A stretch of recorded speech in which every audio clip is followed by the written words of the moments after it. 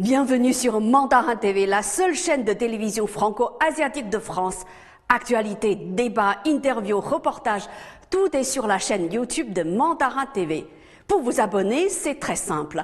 Tapez Mandarin TV YouTube et cliquez sur s'abonner. Vous pouvez aussi cliquer sur la clochette à droite pour être informé des nouvelles émissions. Suivez-nous.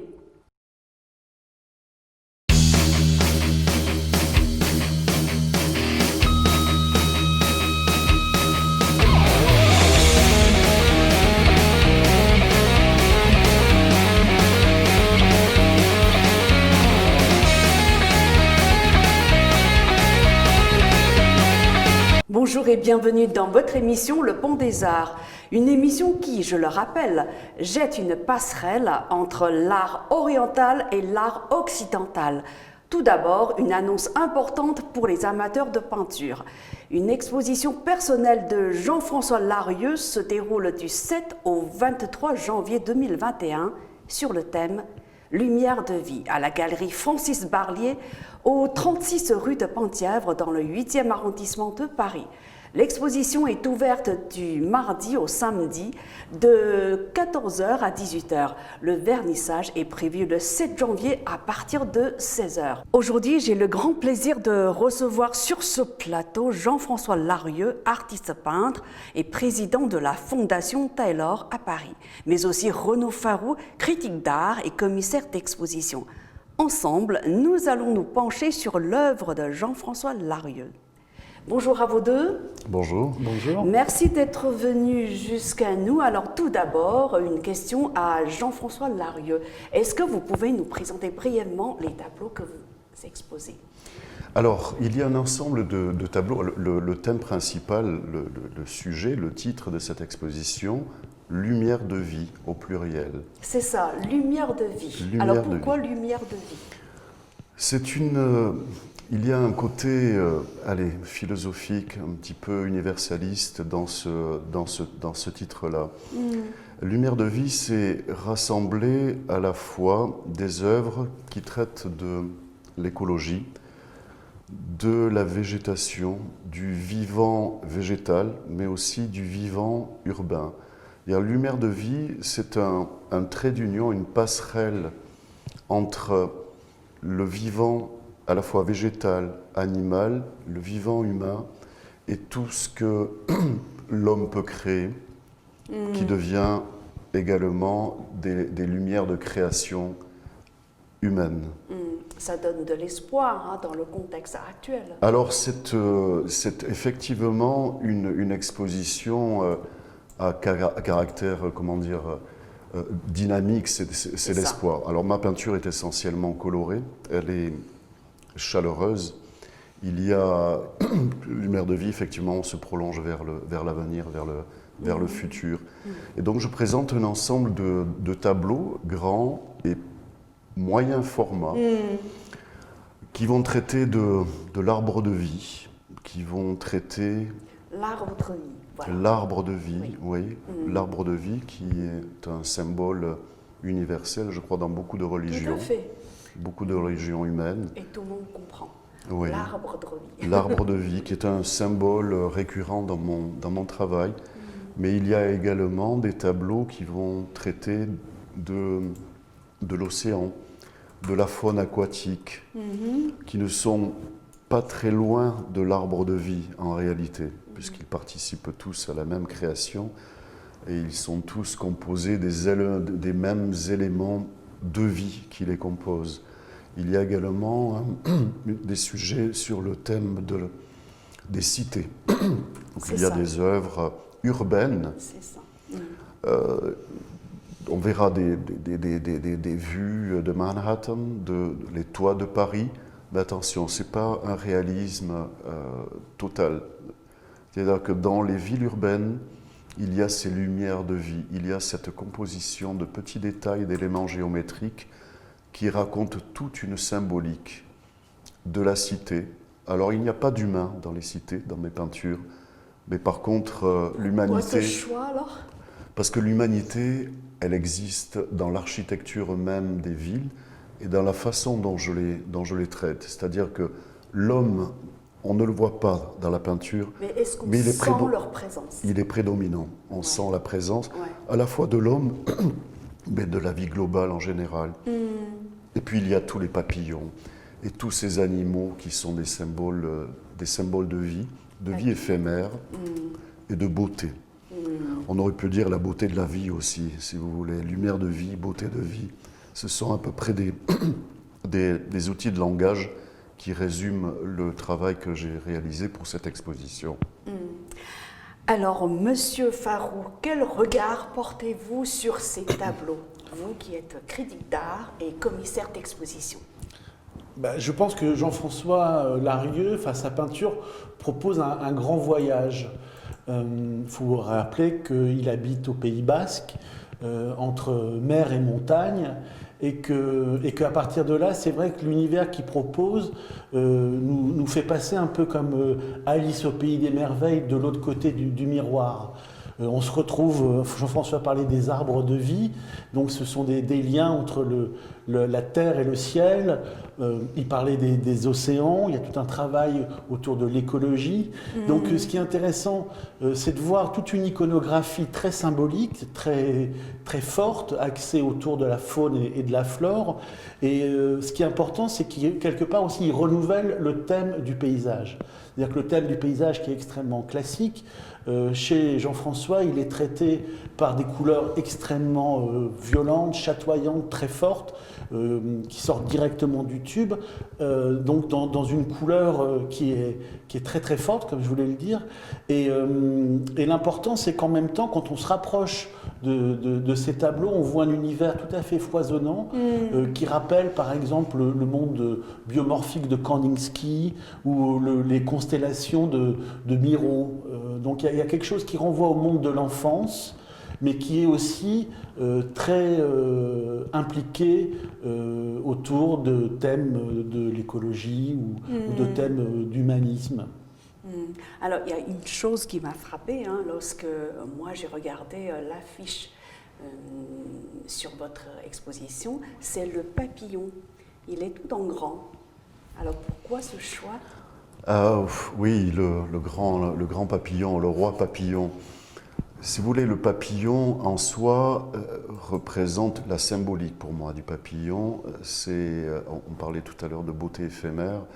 C'est un point d'interrogation, c'est se dire, en fait, c'est interroger les gens pour qu'ils puissent comprendre qu'un papillon, c'est magnifique. C'est une beauté, mais une beauté éphémère. Et donc, en fait, l'idée, lorsque je traite le papillon, l'idée est de faire comprendre aux gens, sachez observer la vie, sachez la préserver, parce qu'elle est éphémère, elle dure très peu de temps, elle se renouvelle, mais si vous voulez qu'elle se renouvelle et l'admirer, il faut la protéger. Et le papillon en soi, avec sa fragilité et sa beauté, représente en fait tout ce qu'il faut. Enfin, je veux dire, ça s'adresse aux enfants aussi, aux jeunes générations. Soyez capables de faire attention à ce qui vous entoure, à la beauté qui vous entoure, parce qu'elle peut disparaître. Voilà, en fait, pour moi, ce que représente le papillon, et c'est pour ça que j'ai traité ce thème-là. Votre regard sur le choix du papillon? Tout à l'heure, je parlais du voyage que propose la peinture de Jean-François Larieux. Oui. Et c'est vrai que le thème du papillon est très important parce que c'est une symbolique aussi bien en Occident, si on pense à Platon qui en fait un symbole de l'âme, ou dans la civilisation asiatique ou chinoise, c'est le rapport à la femme, à la beauté de la femme ou à l'harmonie du couple. Donc le papillon touche un symbole mondial qui touche aussi bien l'Occident que l'Orient ou que l'Asie. Et en même temps, ce que dit Jean-François, c'est vrai qu'il y a ce rapport à l'éphémère. Et ce thème du papillon, c'est un thème que va traiter beaucoup d'artistes contemporains. On peut penser à Damien Hirst, qui est un des grands peintres britanniques qui a travaillé récemment sur le papillon, ou encore un artiste français comme Philippe Pasqua, qui a travaillé aussi sur le thème du papillon. Donc c'est un thème qui renvoie à une actualité extrêmement présente, qui renvoie donc bien sûr à ce rapport à l'éphémère et au divin. Mais qu'est-ce qui distingue le papillon de François Larieux de ceux d'autres artistes, sachant que pour Jean-François Larieux, le papillon, c'est le symbole du côté éphémère de la vie. Est-ce que chez les autres artistes, c'est aussi la même idée qui est exprimée? Oui, bien sûr, la symbolique du papillon chez chaque artiste, c'est une iconographie qui est reprise depuis la nuit des temps, depuis en plus la magie du papillon. J'aimerais par exemple faire un lien. Jean-François vient d'exposer à Suzhou, donc c'est à Suzhou que la soie avait été inventée avec ce verre qui était tombé dans un bol à thé et qui a donné la naissance à la soie. Et Jean-François vient de faire une exposition justement autour du thème de la route de la soie.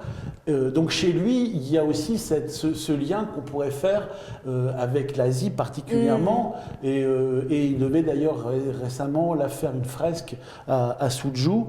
Donc il y a chez lui aussi un lien qu'on pourrait faire vraiment assez pertinent avec Suzhou, par exemple. Donc, vous venez d'évoquer la ville de Suzhou, vous parlez aussi de la route de la soie. Il paraît que Jean-François Larieux a fait des expositions en Chine. Est-ce que vous pouvez revenir sur ces expositions? Ah oui, alors historiquement, moi, les premières grandes manifestations que j'ai pu réaliser en Chine, c'était au moment des Jeux Olympiques chinois. En 2008 alors 2008, oui, 2008. Ça remonte à 12. Alors c'était ma première expérience, une grande expérience. J'ai eu la chance de pouvoir participer à une exposition itinérante dans les plus grands musées chinois. Donc c'était une exposition officielle organisée par le comité olympique en fait, sponsorisée par Adidas. Et donc, j'avais traité le thème olympique, le sport à l'époque. Et voilà, cette exposition, c'est une première expérience, très très belle expérience. Ça a duré combien de temps? Ça a duré le temps de l'exposition? Ça a fait le tour de tous les grands musées en Chine. Je ne peux plus les énumérer parce que ma mémoire Quel succès alors? Oui, à l'époque, c'était assez étonnant. C'est Adidas qui avait sponsorisé cette exposition itinérante.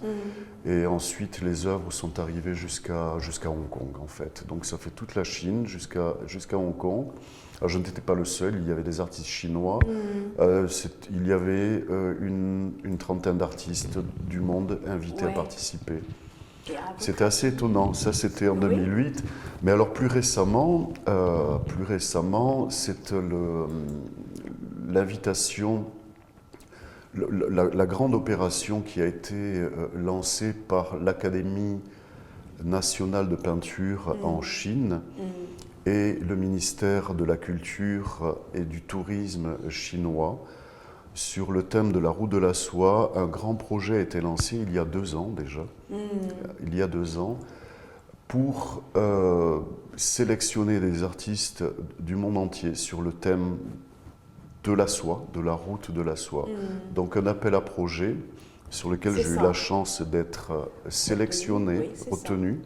Là, sur un très grand format, une œuvre de 3,80 m par 2,60 m, je crois, sur le thème de la soie que j'ai traité justement avec l'arbre mûrier et les papillons. En fait, mon idée était de revenir à l'origine animale de la soie pour montrer que lorsque l'on prend conscience de ce que fait la nature, c'est devenu ensuite un projet économique colossal. Et diplomatique. Et diplomatique. Tout est lié en fait. Tout est lié. Et donc cette exposition a eu lieu, la première exposition au Musée national de Chine à Pékin, puis à Xi'an, et elle va faire le tour de tous les grands musées, de toutes les grandes villes chinoises. Donc là je remercie vraiment le gouvernement chinois, parce que c'est un projet gouvernemental, de pouvoir participer, d'avoir été sélectionné. Nous sommes, je crois, 4 artistes à participer, français. Voilà, c'est la question que j'allais vous 4 poser. artistes français. Vous n'étiez pas le seul artiste français. Non, nous sommes 4 artistes français, plus des artistes européens et asiatiques, chinois, évidemment. Et il y a des artistes russes. Enfin, c'est tous les artistes qui qui ont été sélectionnés sur le parcours de la route de la soie. C'est vraiment quelque chose de majeur pour moi, vraiment une expérience très très importante, puisqu'en plus les organisateurs estiment que cette exposition représente ce qu'il y a de meilleur dans le monde au niveau artistique. C'est très flatteur pour moi, j'en suis vraiment très très heureux, c'est une très belle expérience. Et puis il y a ce mur à Suzhou qui a été réalisé, cette grande fresque, donc organisée en partenariat avec la ville de Suzhou et l'Association française des arts plastiques. Et donc là, avec cette maladie, ce Covid qui circule, évidemment, on ne peut pas se déplacer. Et l'idée a été de créer une fresque en partenariat avec des artistes chinois. Et moi, j'avais un binôme, une artiste chinoise, Sheng Xiang, avec qui nous avons collaboré par WeChat pour élaborer le projet, faire la maquette. Et elle a peint le projet que nous avons réalisé ensemble. Et là encore, ce sont des papillons. Donc en fait, voilà, c'est un grand... thème récurrent chez vous, il me semble. Si vous voulez, on a travaillé ensemble, elle dans son esprit, moi dans le mien, dans son style, moi dans le mien. Et l'œuvre, au final, représente un cycliste qui va traverser un vol de papillons qui est en forme de cœur. En forme de cœur. Donc, c'est un double concept en fait. On circule dans la ville, mais il y a aussi cet aspect nature qui nous entoure. Alors, Monsieur Farroux, vous appréciez particulièrement l'œuvre de Jean-François Larieux. Alors, est-ce que vous pouvez nous en dire plus sur ces expositions en Chine? Qu'est-ce qui vous a le plus frappé? Ces expositions en Chine, si vous voulez, ce que je trouve important, c'est de voir que Jean-François fait partie d'un panel d'artistes internationaux qui justement représentent l'Occident en Chine, donc c'est très important. Les différentes expositions montrent une reconnaissance internationale de son travail. Après, moi, ce que je trouve très émouvant dans son approche, c'est le fait d'être devant une peinture qui, au premier abord, pourrait avoir un côté un peu naïf, enfantin, qui ferait penser à l'univers de Gauguin, à l'univers du douanier Rousseau, à une sorte d'ailleurs, et de voir que finalement, derrière cet univers, il touche à des thèmes essentiels dont on a parlé, qui peuvent être justement la nature, le renouveau des villes ou la place de l'écologie dans le monde actuel. Donc il y a quelque chose qui marie entre tradition et renouveau du paysage qui me paraît extrêmement important et qui fait que Larieux est un des artistes sur lesquels il faut compter aujourd'hui. Alors, vous connaissez tous les deux la Chine, hein. Vous vous intéressez à cette vieille civilisation. La civilisation française est aussi une vieille civilisation tout aussi brillante. À votre avis, comment faire pour multiplier les échanges intéressants entre les artistes chinois et les artistes français? Vaste question. Actuellement, la Chine est devenue un des poumons extrêmement importants de l'art contemporain. Il y a des artistes chinois qui travaillent en France. Je pense par exemple à Yan Peiming, qui est un des artistes phares qui est professeur aux Beaux-Arts de Dijon et qui en même temps fait des liens entre Orient, enfin Asie et Occident. Il y a aujourd'hui maintenant beaucoup d'artistes chinois qui exposent en France. C'est vrai qu'on peut imaginer que le monde a changé et que tout d'un coup, il y a des ponts et des passerelles qui se font de manière beaucoup plus évidente qu'à une certaine époque.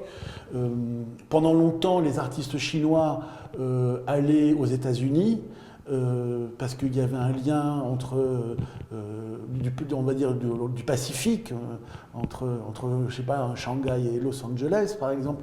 Mais c'est vrai qu'aujourd'hui, historiquement et intellectuellement, il y a un lien extrêmement fort entre Pékin et Paris. parce que c'est vrai qu'on peut penser à tout un rapport intellectuel qui existe depuis très longtemps. Si on pense au musée Guimet, par exemple, qui reste un des hauts lieux de la culture chinoise à Paris, par exemple. Alors, Jean-François Larieux, un mot pour conclure? Vous parliez sur ce sujet-là, je crois qu'il y a une chose essentielle, en fait, pour que ces liens se développent, c'est le contact entre les artistes. C'est le vivre ensemble, en fait. Le contact avec les artistes. Et je pense que les artistes ont la capacité déjà d'organiser beaucoup de choses entre les associations, des salons. Moi-même, je préside une fondation, la Fondation Taylor à Paris, où on organise des expositions, où j'ai organisé il y a 2 ans une grande exposition d'artistes chinois. Donc, je préside cette fondation à titre honorifique et bénévole. Voilà. Et donc, il y a beaucoup de structures associatives qui permettent justement de dresser ce pont, voilà, entre la Chine et la France. Ces échanges-là, quoi, en fait. Autant les artistes chinois viennent en France, autant les artistes français vont découvrir la Chine. Et c'est cette amitié qui scelle l'avenir en réalité. Merci d'avoir répondu à nos questions et bon succès pour votre exposition. Merci. À bientôt. Merci encore.